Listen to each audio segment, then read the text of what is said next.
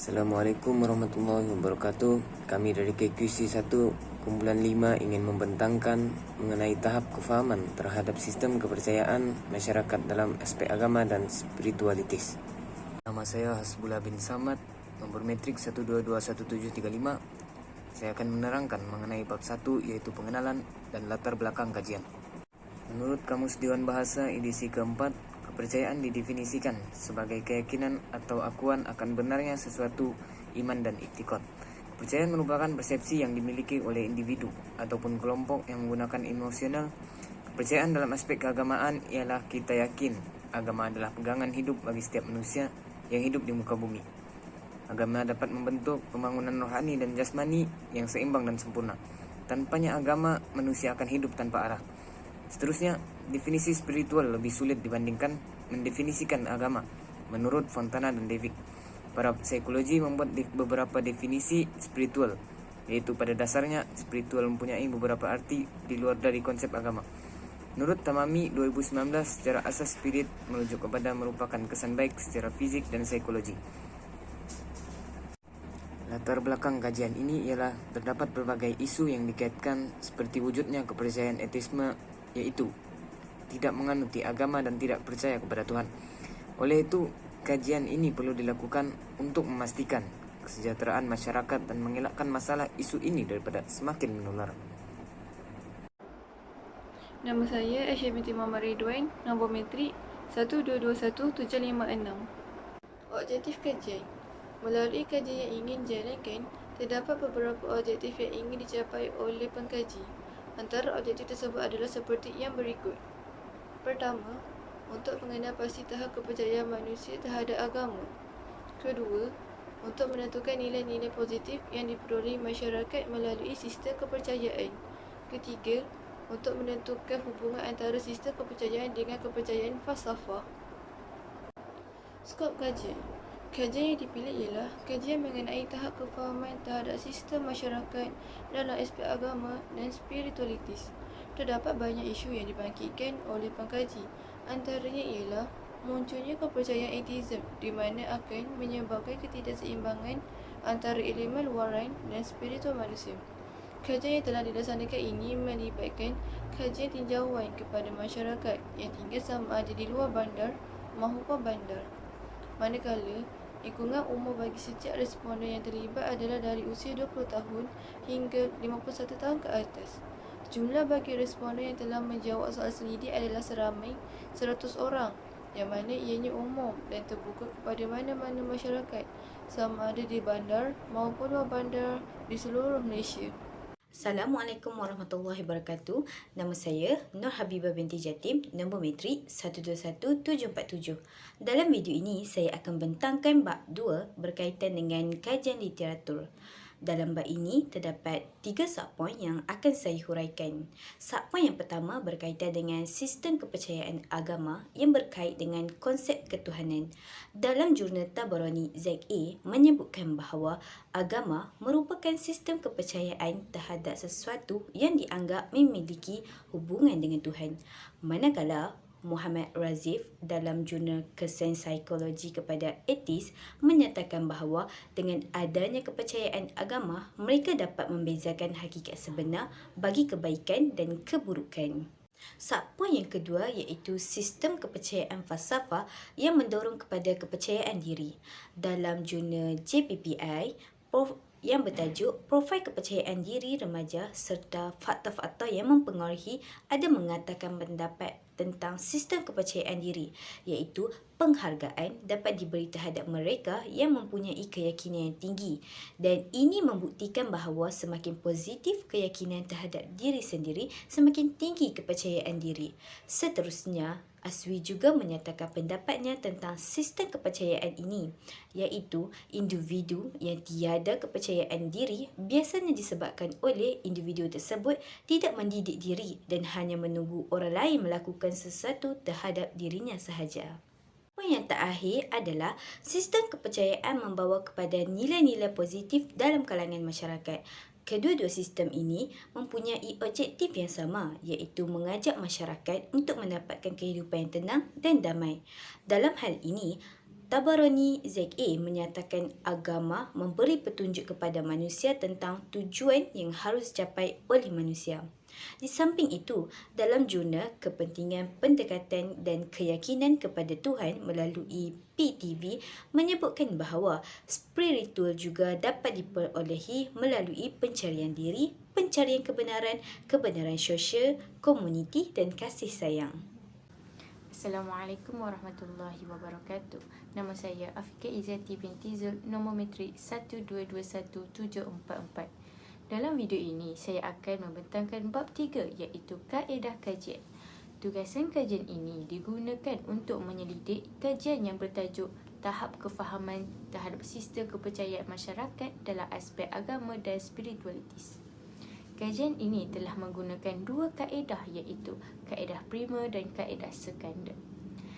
Data primer yang dimaksudkan ialah melalui kaedah soal selidik dengan menggunakan kaedah kuantitatif di mana data-data yang diambil melalui kaedah soal selidik melalui platform Google Form yang melibatkan seraman 100 orang responden dalam kajian penyelidikan ini, yang mana responden yang terlibat dari kalangan mahasiswa universiti daripada dalam bandar dan juga luar bandar, yang mana instrumen soal selidik mengemukakan soalan-soalan yang ringkas dan mudah difahami oleh responden. Borang soal selidik ini mengandungi dua bahagian iaitu tahap kefahaman kepercayaan masyarakat dari aspek agama dan juga dari aspek spiritual.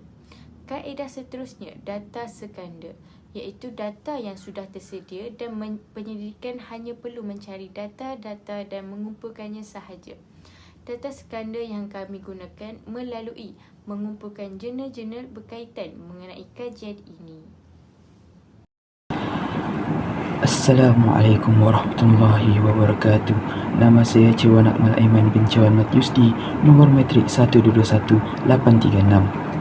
Saya akan membincangkan tentang bahagian 4 iaitu perbincangan kajian yang kami perolehi sepanjang kajian ini. Pertama sekali, kajian ini telah melibatkan analisis data dari soal selidik yang diisi oleh para responden. Data tersebut diproses untuk menghasilkan peratusan berkait dengan pemahaman masyarakat terhadap sistem kepercayaan dalam agama dan spiritualitas.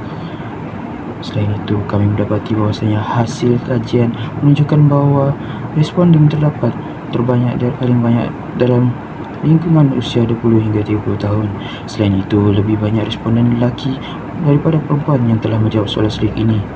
Kami juga mendapati bahawasanya kutipan responden dari kawasan bandar lebih tinggi berbanding kawasan luar bandar. Kajian ini juga menunjukkan bahawa sistem kepercayaan terutama dalam agama dan spiritualitas sangat penting bagi masyarakat. Agama dianggap sebagai sistem kepercayaan terhadap entiti gaib dan sebagai sistem penyembahan serta peraturan yang mengatur hubungan antara manusia, alam dan Tuhan. Saya Syahlia binti Sabri, nombor matrik 1221745. Seterusnya, kepentingan agama dalam membentuk akhlak dan kepercayaan dalam diri manusia. Kajian ini menemukan bahawa agama merupakan sebagai sistem kepercayaan dalam sesebuah hubungan manusia dengan Tuhan. Ia dapat mengembangkan kepercayaan kepada Tuhan sebagai dasar pembentukan moral yang baik. Individu yang memiliki kepercayaan dan keyakinan kepada Tuhan yang menciptakannya dapat merasakan kesempurnaan dalam diri mereka. Kepercayaan kepada Tuhan juga berperanan dalam menerima takdir dan ia mempengaruhi terhadap perilaku yang benar. Dampak negatif ketiadaan kepercayaan agama. Individu yang tidak mempercayai agama dan Tuhan dapat mengalami dampak negatif dalam kehidupan mereka. Golongan etis yang tidak memiliki sebarang sistem kepercayaan terhadap agama seringkali tidak memahami sepenuhnya filsafat etisme dan mungkin hanya mengikuti tren atau arus saat ini. Kehilangan kepercayaan diri juga dapat mempengaruhi pengambilan keputusan dan pemikiran seseorang. Nama saya Nur Syuhada binti Anwar. Nombor matrik 1221743. Saya akan menyambung tentang analisis dapatan kajian. Selain itu, ada berbagai jenis sistem kepercayaan yang ada dalam diri masyarakat termasuk kepercayaan agama, spiritualitis, keyakinan politik dan lain-lain. Salah satu dapatan kajian yang dapat diperoleh dari kajian ini adalah hubungan antara sistem kepercayaan dan kehidupan seharian, iaitu dapat dianggap sebagai kepercayaan falsafah yang terkait rapat dengan kehidupan seharian. Contohnya, beberapa penelitian telah mendapati bahawa individu yang mempunyai keyakinan yang tinggi dalam aspek agama maupun spiritual memiliki banyak nilai positif dalam kehidupan mereka. Kepercayaan diri yang tinggi dapat mempengaruhi keyakinan positif terhadap kemampuan diri. Mereka mampu untuk menghadapi segala cabaran dari aspek fizikal dan mental seperti keyakinan dalam menyelesaikan masalah hidup. Penerimaan positif terhadap personaliti sendiri dapat menyebabkan rasa kepuasan dan mempengaruhi perkembangan mental. Di sudut sebaliknya pula, kelemahan yang dimiliki oleh individu dapat menjadi penyebab munculnya atau hilangnya kepercayaan diri. Individu yang tidak memahami konsep kepercayaan diri dengan baik cenderung memiliki tingkah laku yang tidak berani, teragak-agak dan merasa serba kekurangan. Jelas di sini bahawa sistem kepercayaan yang kuat dapat memberikan motivasi dalam mencapai tujuan hidup. Namun penting diingatkan bahawa setiap orang mungkin memiliki sistem kepercayaan yang unik berdasarkan pengalaman peribadi, budaya dan nilai-nilai dalam diri. Saya Auni Dalila binti Anis, nombor metrik 1221750. Baiklah, di bahagian ini saya akan menerangkan kesimpulan kajian. Melalui kajian ini, apa yang dapat kami simpulkan, setiap individu mempunyai tahap pemahaman dan komitmen terhadap kepercayaan agama dan spiritualisme yang berbeza-beza dalam kalangan masyarakat. Tahap pemahaman yang tinggi tentang kepentingan agama dan spiritualisme dalam kehidupan masyarakat dapat menjadikan individu tersebut memiliki daya keyakinan yang kuat bagi membuat penilaian secara kritis di antara kebenaran atau kepalsuan. Perkara ini sememangnya amat penting bagi mengelak kemudaratan yang dibawa daripada kepercayaan asing seperti kepercayaan atheism. Hal ini kerana ideologi yang dibawa membuatkan masyarakat tidak mempercayai apa jua kepercayaan sama ada dari sudut agama maupun spiritual. Oleh hal yang demikian, setiap individu perlulah untuk mendalami ilmu agama dengan lebih mendalam bagi menguatkan keimanan terhadap agama masing-masing supaya pemikiran mereka tidak mudah dibesongkan oleh sebarang unsur yang menyeleweng dari garis panduan agama yang sebenar.